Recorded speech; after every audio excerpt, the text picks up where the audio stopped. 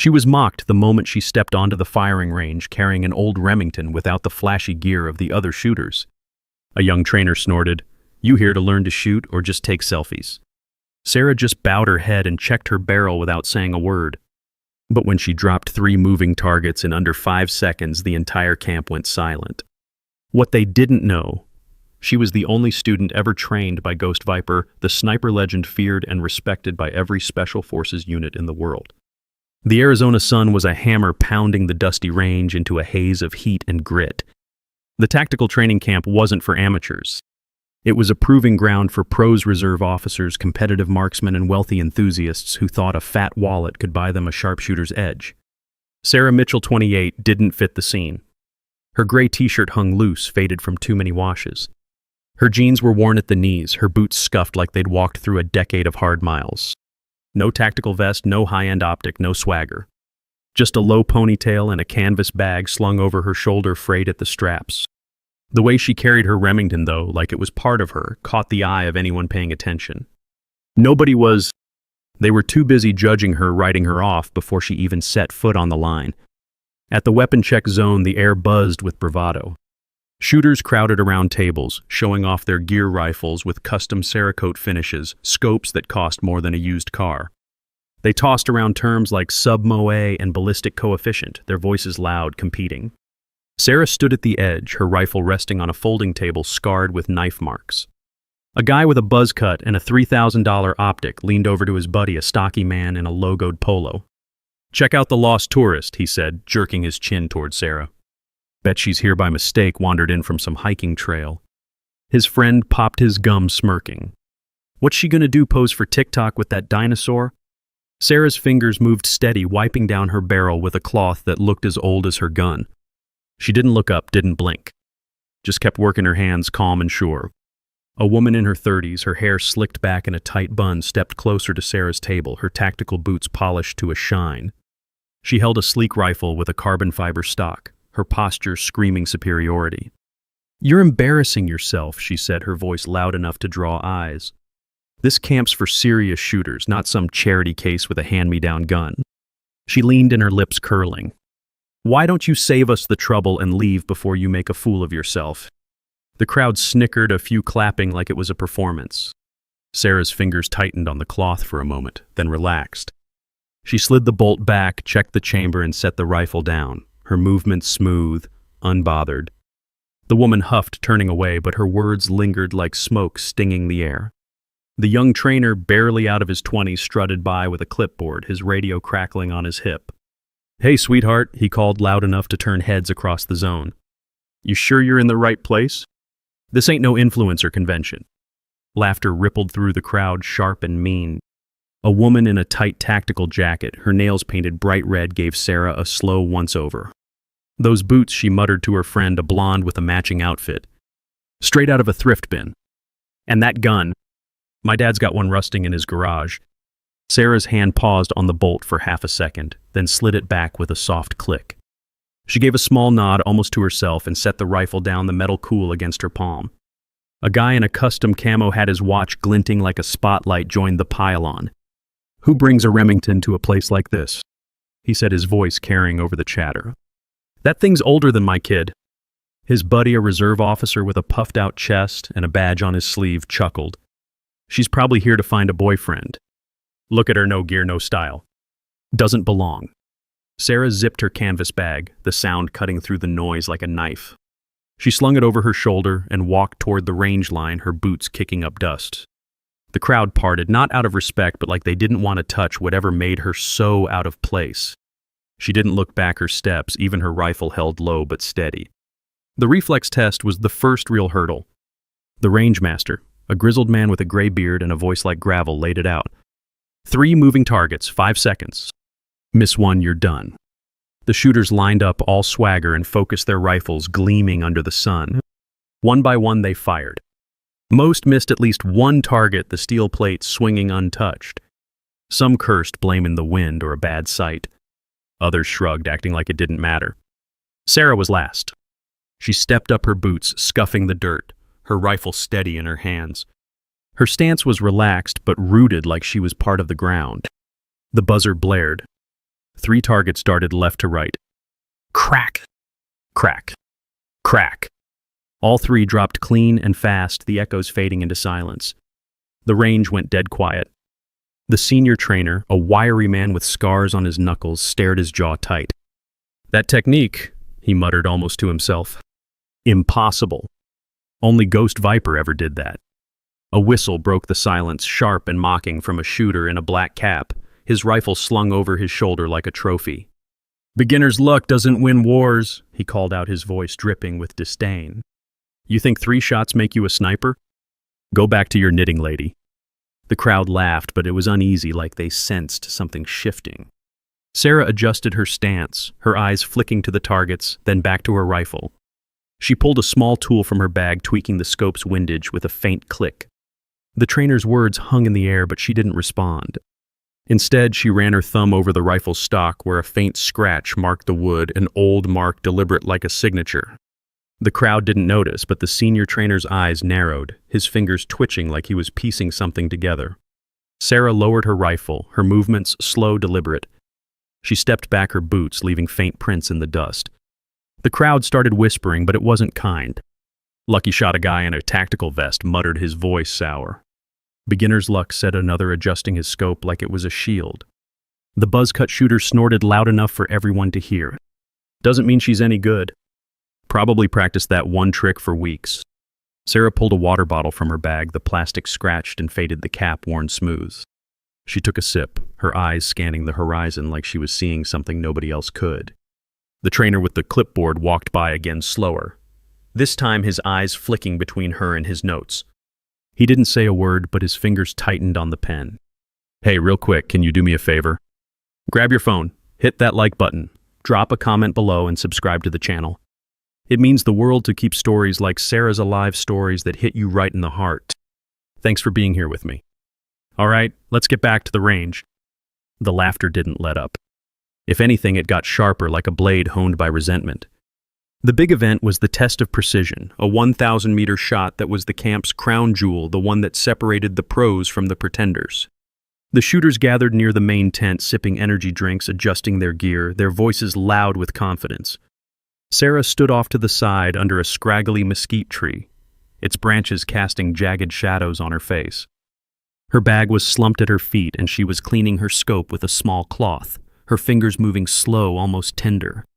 The guy in the camo hat walked by his watch, catching the sun like a signal flare. "She's still here," he said to his buddy, his voice dripping with disbelief. "Thought she'd have run home crying by now." His friend, a lanky guy with a goatee, laughed. "Maybe she's waiting for a participation trophy. Poor thing." A man in his 50s, his face weathered, but his gear pristine, stepped up to Sarah's spot under the tree, his voice low and venomous. "You're wasting everyone's time," he said, his eyes boring into her. "This is a professional range, not a playground for wannabes. Pack up and go before you humiliate yourself further." He gestured at her rifle, his lip curling. "That thing belongs in a museum, not a firing line." A few nearby shooters nodded, their smirks growing. Sarah's hand paused on the cloth, her fingers curling slightly. She looked at him, her eyes steady, then went back to cleaning her scope, her movements unchanged.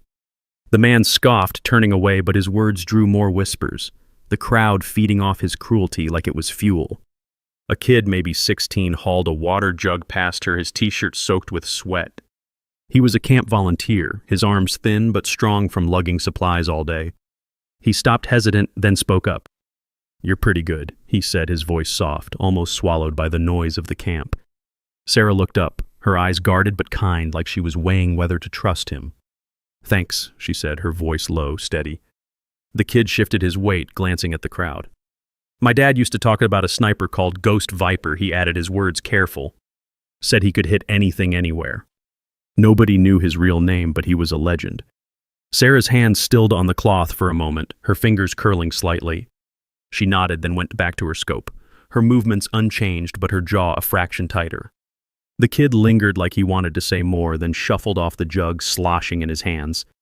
The event official, a woman in her 40s with a headset and a clipboard, stepped up to announce the finalists. Her voice crackled through the speakers, sharp and businesslike. "Only the top 12 proceed to the 1,000-meter challenge," she said, her eyes scanning the crowd. She read off names, each one met with claps, nods, or smug grins. Then she paused, her fingers tapping the clipboard. "Sorry, Ms. Mitchell, your scores were fine, but we need reliable candidates." The word reliable landed like a stone, heavy with condescension. A guy in the back, his rifle slung over his shoulder, yelled, "Let the amateur go. Rest." Another voice, softer but crueler, whispered, "They don't want her embarrassing the group." Sarah didn't flinch. She slung her rifle over her shoulder, the strap worn and frayed, and walked back to the tree, her steps slow, unhurried, like she was walking through a memory. Under the mesquite, she sat cross-legged, her bag open beside her. She pulled out a small tin of gun oil, the label long gone, the metal dented from years of use. Her fingers worked the cloth, cleaning the bolt with a rhythm that felt almost sacred, like she was tending to something alive. A couple of shooters walked by, their voices low but clear.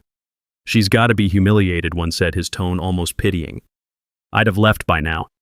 The other snorted, adjusting his tactical gloves. "Nah, she's too stubborn. Or too dumb to know she's outclassed." Sarah's eyes stayed on her work, but her jaw tightened just enough to notice. She set the bolt down, picked up a round, and held it to the light, checking it like it held a secret. Her fingers moved slow, deliberate, like she was holding on to something nobody else could see. The camp kept moving, the finalists prepping the air thick with anticipation. Then everything changed.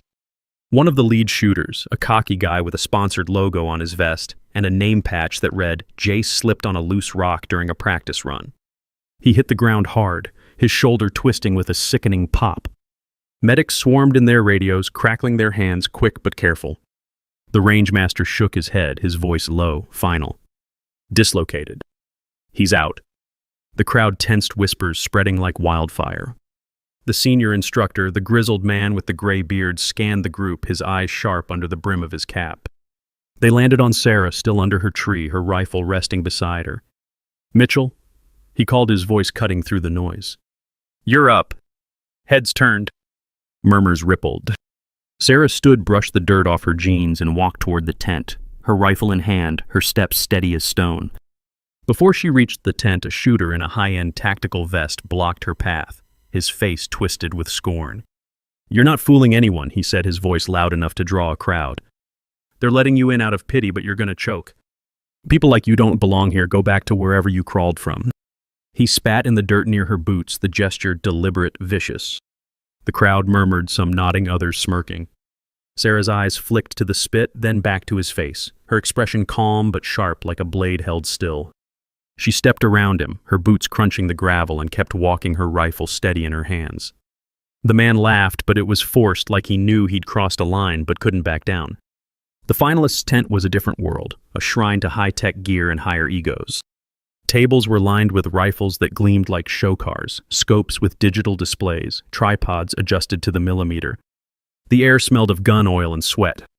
Sarah set her Remington down, the woodstock scratched and worn, and the snickers started instantly. A shooter with a slick haircut and a $5,000 rifle, his name tag reading Travis, leaned back in his chair, his grin sharp.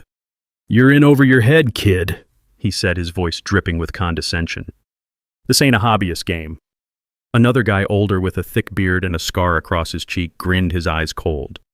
"What's with the thrift store look? Borrow that gun from your grandpa." Sarah didn't respond. She checked her ammo, her fingers moving with that same steady rhythm, like the taunts were just dust settling around her. The woman with the red nails, who'd been watching from the sidelines, piped up, her voice sharp as her manicure. "She's gonna crash and burn," she said to her friend, a blonde with a matching tactical outfit. "Look at her. No prep, no gear. Just waltzing in like she's one of us." Travis laughed loud and performative. "Bet she's never even been to a real range. Probably learned to shoot in some backyard with beer cans." Sarah slid around into the chamber, the click loud in the tense air. She looked up, her eyes meeting Travis's for a split second, calm but piercing. Then she went back to her work, her face unreadable, her hands steady as ever. That's when Travis decided to push it further. He stood, his grin wide, his voice carrying across the tent. "I got a bet for you, Miss YouTube Sharpshooter," he said, making sure every head turned. 10 grand says you can't hit a target at 800 meters using a convex mirror. Backward shot. You in?" The tent erupted in laughter, guys hooting, slapping their thighs.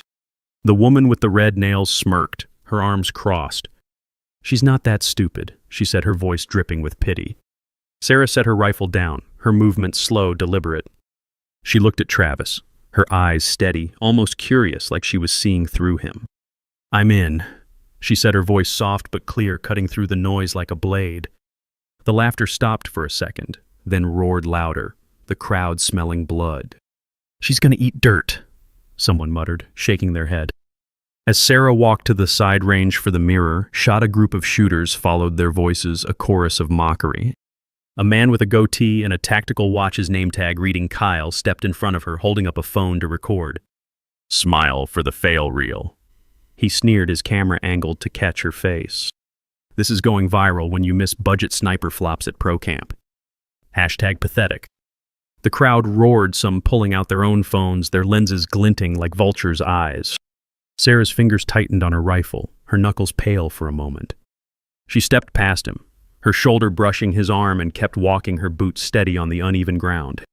Kyle kept filming, his laughter following her like a shadow, the crowd's jeers growing louder with every step.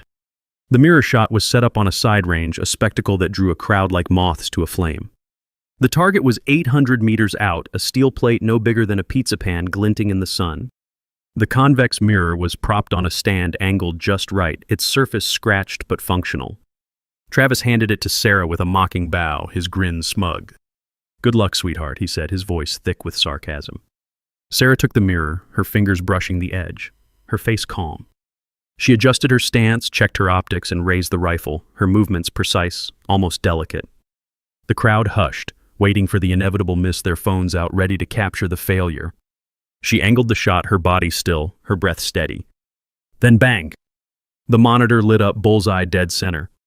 The range went silent, the air heavy with shock. A retired veteran at the back, his cap pulled low, his hands calloused from years of service, muttered, "Only Ghost Viper could have taught that kind of reflex precision."